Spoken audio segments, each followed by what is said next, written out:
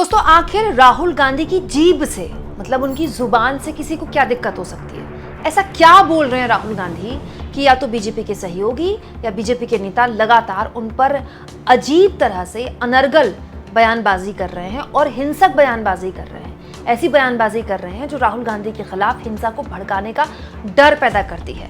क्या ये कोई पैटर्न है? क्या ये सब कुछ जानबूझकर हो रहा है? इस पूरे के पूरे मुद्दे पर अमित शाह का जवाब भी मैं आपको सुनाऊंगी। दोस्तों, महाराष्ट्र में एकनाथ शिंदे की शिवसेना गुट के नेता संजय गायकवाड़ ने पहले ही ये बयान दिया था कि राहुल गांधी की जीभ काटने वाले को 11 लाख रुपए का इनाम देंगे। दोस्तों, राहुल गांधी ने जो आरक्षण वाला बयान दिया था, जिसे कांग्रेस पार्टी का कहना है कि मिस इंटरप्रेट किया गया, गलत तरीके से पेश किया गया, उसके खिलाफ एकनाथ शिंदे की पार्टी के नेता ने कहा था कि राहुल गांधी की जो जीभ काट कर लाएगा, मैं उसे 11 लाख रुपए का इनाम दूंगा। लेकिन अब तो हद हो गई दोस्तों। लोकसभा में नेता प्रतिपक्ष को खुलेआम धमका रहे हैं भाजपा के नेता। महाराष्ट्र भाजपा के नेता कह रहे हैं कि राहुल की जीभ कटनी नहीं चाहिए, उसे तो जला देना चाहिए। मतलब आप सोचिए किस दर्जे की हिंसक बयानबाजी ये लोग कर रहे हैं और खुलेआम कर रहे हैं नेता प्रतिपक्ष के खिलाफ। कोई कह रहा है राहुल गांधी नंबर 1 टेररिस्ट है, कोई कह रहा है राहुल गांधी की जीभ काटने वाले को 11 लाख का इनाम देंगे, कोई कह रहा है राहुल गांधी की जीभ काटो मत, उसको जला दो। मतलब कितना हिंसक बयान है ये। बीजेपी का एक नेता दिल्ली में कहता है कि चुप हो जा राहुल गांधी, बाज आ जा, नहीं तो तेरा भी वो हश्र होगा जो इंदिरा गांधी का होगा। इसके अलावा दोस्तों, मोदी जी के मंत्री कह चुके हैं कि राहुल गांधी नंबर 1 टेररिस्ट है। और अब बीजेपी के एक नेता कह रहे हैं कि राहुल गांधी की जीभ कटनी नहीं चाहिए, उसको तो जला देना चाहिए। दोस्तों, इस पूरे मसले को लेकर आज कांग्रेस पार्टी की तरफ से यूथ कांग्रेस के कार्यकर्ताओं ने जबरदस्त तरीके से विरोध प्रदर्शन किया। विरोध प्रदर्शन की तस्वीरें मैं चाहती हूँ कि आप देखें, क्योंकि इसी के जरिए पता चलेगा कि कांग्रेस इस मुद्दे को कैसे उठा रही है। दोस्तों, कांग्रेस के कार्यकर्ताओं ने केंद्रीय मंत्री रवनीत सिंह बिट्टू, जिन्होंने राहुल गांधी के लिए कहा था कि वो नंबर 1 आतंकी हैं, उनका पुतला फूंका, जबरदस्त तरीके से विरोध किया और उसके बाद पुलिस उनको डिटेन करके ले गई। कांग्रेस अपनी तरफ से न केवल सड़क पर इसका विरोध कर रही है, बल्कि आज कांग्रेस पार्टी के नेता अजय माकन पुलिस के पास गए और उन्होंने शिकायत भी की। उन्होंने क्या बोला पुलिस से शिकायत में और किस किस की शिकायत की, वो मैं आगे आपको सुनाऊंगी। लेकिन क्या आप सोच सकते हैं दोस्तों कि नेता प्रतिपक्ष के लिए इस तरह की हिंसक बयानबाजी हो रही है, लगातार बीजेपी के नेताओं द्वारा लगातार हो रही है। उत्तर प्रदेश के एक मंत्री ने भी कहा है कि राहुल गांधी जो है वो नंबर 1 आतंकी हैं। उसके बावजूद भी कोई लगाम लगाने वाला नहीं है। दोस्तों, बीजेपी के एक भी बड़े नेता की तरफ से इस तरह का अभी तक कोई बयान नहीं आया है कि इस तरह की हिंसक बयानबाजी का हम विरोध करते हैं। और तो और कल गृह मंत्री अमित शाह से एक रिपोर्टर ने जब इसको लेकर सवाल पूछा तो उन्होंने क्या जवाब दिया, जरा सुनिए। केंद्रीय मंत्री रवनीत बिट्टू जी ने प्रतिपक्ष के नेता राहुल गांधी को आतंक। आप पॉलिटिकल सवाल की दिशा में न जाइए, मैं दृढ़ता से नहीं जवाब दूंगा। बार बार कहना पड़े अच्छा नहीं लगता है। मतलब कितनी अजीब बात है दोस्तों। राहुल गांधी नेता प्रतिपक्ष हैं, उनके खिलाफ बीजेपी के नेता और उनके सहयोगी दल के एक नेता लगातार हिंसक बयानबाजी कर रहे हैं, कह रहे हैं कि इनकी जीभ काट लो, इनकी जीभ जला दो, नंबर 1 आतंकी है, इनका हश्र इंदिरा गांधी जैसा होगा। और केंद्रीय गृह मंत्री कह रहे हैं कि मैं दृढ़ता से इस सवाल का जवाब नहीं दूंगा क्योंकि ये राजनीतिक सवाल है। और ऐसा नहीं है दोस्तों कि गृह मंत्री ने इस प्रेस कॉन्फ्रेंस में किसी राजनीतिक सवाल का जवाब नहीं दिया, लेकिन राहुल गांधी पर सवाल आया तो गृह मंत्री टाल गए। गृह मंत्री ने कहा कि मैं मजबूती से कहता हूं कि मैं इस सवाल का जवाब नहीं दूंगा। इतनी देर गृह मंत्री को लगती है कहने में कि मैं इस तरह के बयानों का समर्थन नहीं करता हूं। गृह मंत्री इस बात को बोलकर इस पूरे के पूरे मसले को खत्म कर सकते थे, लेकिन केंद्रीय गृह मंत्री ने ये नहीं बोला। अमित शाह ने कहा कि मैं इस तरह के सवाल का दृढ़ता से जवाब नहीं दूंगा।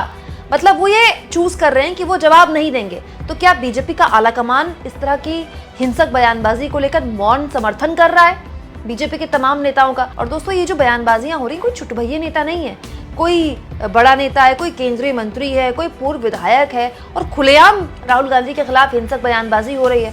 कांग्रेस ने इस पूरे के पूरे मसले को अब बड़ा बना दिया दोस्तों। न केवल सड़क पर कांग्रेस पार्टी के कार्यकर्ताओं ने उन नेताओं का पुतला फूंका जिन्होंने राहुल गांधी के खिलाफ इस तरह की बयानबाजी की थी, बल्कि आज कांग्रेस पार्टी दिल्ली थाने में गई FIR दर्ज कराने के लिए, कहते हुए कि नेता प्रतिपक्ष के खिलाफ इस तरह की हिंसक बयानबाजी कतई बर्दाश्त नहीं की जाएगी और पुलिस अब एक्शन ले। भारतीय जनता पार्टी के एक नेता ने दिल्ली में पिछले सप्ताह राहुल गांधी जी को जान से मारने की धमकी एक तरीके से दिया था। जब उन्होंने कहा कि राहुल गांधी जी संभल जाओ, नहीं तो आपका भी वही हाल होगा जो आपकी दादी का हुआ है।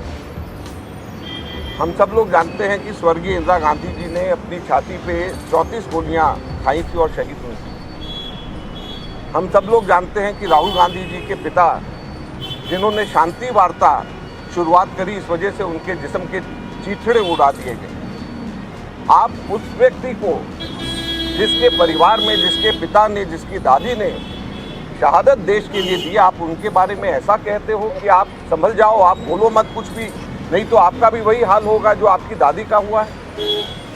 भारत के अंदर राजनीति इससे ज़्यादा निचले स्तर पे नहीं गिर सकती। चलिए, एक व्यक्ति ने कह दिया, हो सकता है उसकी अपने निजी विचार हो सकता है कि वो अपने आकाओं को खुश करना चाह रहा हो, लेकिन ना तो उसके आकाओं ने, ना भारतीय जनता पार्टी के नेताओं ने उसको चुप कराने की कोशिश करी, ना उसकी भर्त्सना करी।